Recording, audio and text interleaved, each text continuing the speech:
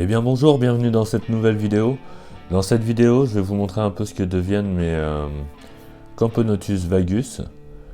Donc pareil, c'est une colonie que j'ai depuis la Gine de 2018. Donc depuis, ça a un petit peu évolué quand même. Elles sont dans une aire de chasse que j'avais fait, hein, vous pouvez trouver ça dans les tutos. C'est une aire en plexiglas, hein. J'en ai fait une autre en verre que je préfère quand même, mais celle-là est pratique à nettoyer et tout, donc ça va, elle n'est pas trop rayée.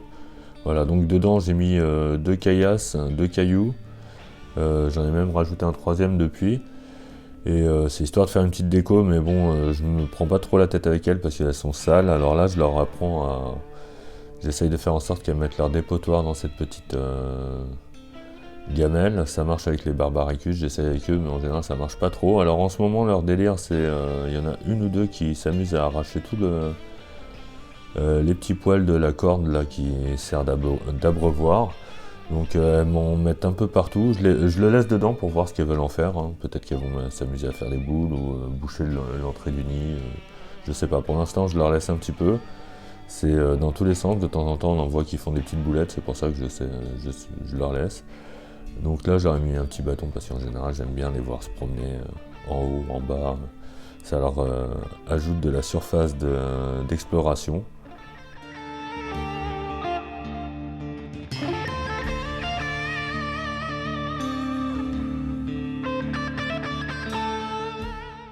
Alors à ce moment-là il n'y avait pas trop de monde dans l'aire de chasse, mais quand je commence à mettre de la nourriture et tout, vous verrez après en fin de vidéo, je vous ai fait un timelapse d'un nourrissage, donc avec du liquide sucré, un grillon.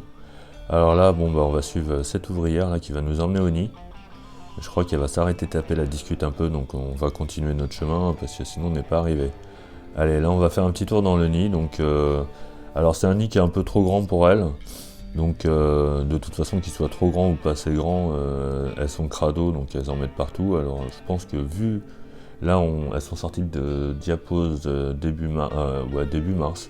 Je les ai ramenées à la maison. Bon, chez moi, elles sont pas chauffées. Je chauffe cette année. Je vais partir sur le truc de chauffer aucune espèce. Peut-être que les Camponotus cruentatus, mais les autres, je vais pas les chauffer. Là, en ce moment, dans la maison, il fait 20,7 degrés. Donc, vous avez vu le couvain qu'il y a.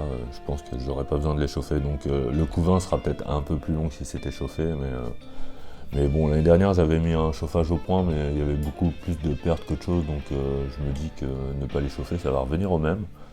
La plupart du temps dans l'année il fait chaud. Là vous pouvez voir qu'au niveau couvain il y a eu de la ponte, il y a même quelques cocons, on va voir ça en macro tout à l'heure. Donc là je suis quand même assez content, elles repartent bien, donc elles ont tendance à marcher par génération, mais là cette année j'ai l'impression que ça va être différent parce qu'il y a un peu tous les stades là, au niveau du couvain, donc on verra ce que ça donne. Là j'ai essayé d'éclairer parce que la reine se cache dans un futur trou de connexion, donc elle a tendance à se planquer là, elle est tranquille.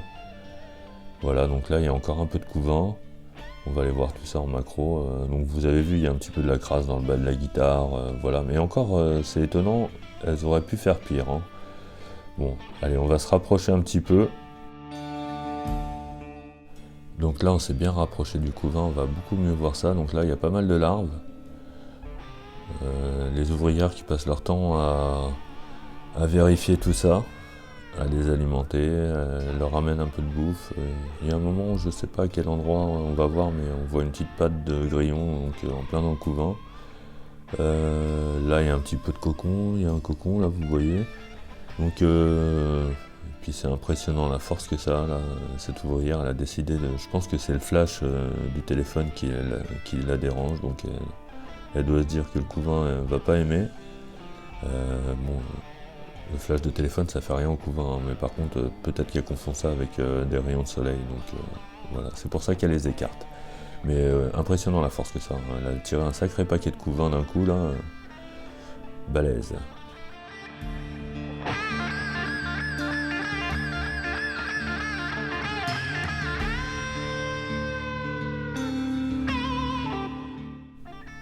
Là on peut voir une belle ouvrière Camponotus vagus, donc avec ses petits poils sur le gastre. Et ouais, c'est une belle fourmi, plutôt sombre. Voilà, avec une bonne taille. Elles sont assez nerveuses hein, quand on les excite un peu dans l'air de chasse, on les entend tapoter, ça fait des tic tic tic. Il faudrait que j'arrive à vous enregistrer ça, un de ces quatre. Voilà, mais c'est des fourmis assez sympas. Et puis bon, bah, là, vu le couvain qu'il y a, je pense que ça va encore exploser cette année.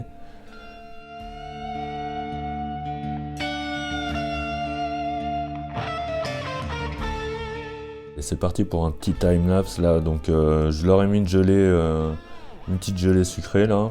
Donc j'avais fait ça en tuto, hein, vous pouvez aller voir, je vous mettrai peut-être ça dans la description, donc allez voir dans la description et surprise, peut-être que ça y sera. Et un grillon, donc vont le balader dans tous les sens, le découper. Donc je l'avais fraîchement tué avant de le mettre.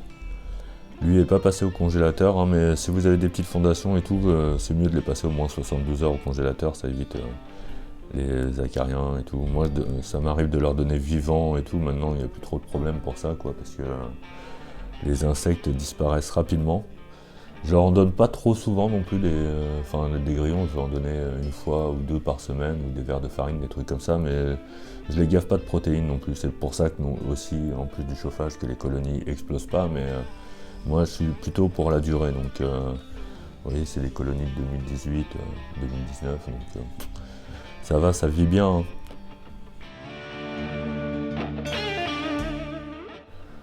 Et nous voilà arrivés à la fin de la vidéo, donc je vous remercie d'avoir regardé jusqu'au bout, c'est super cool.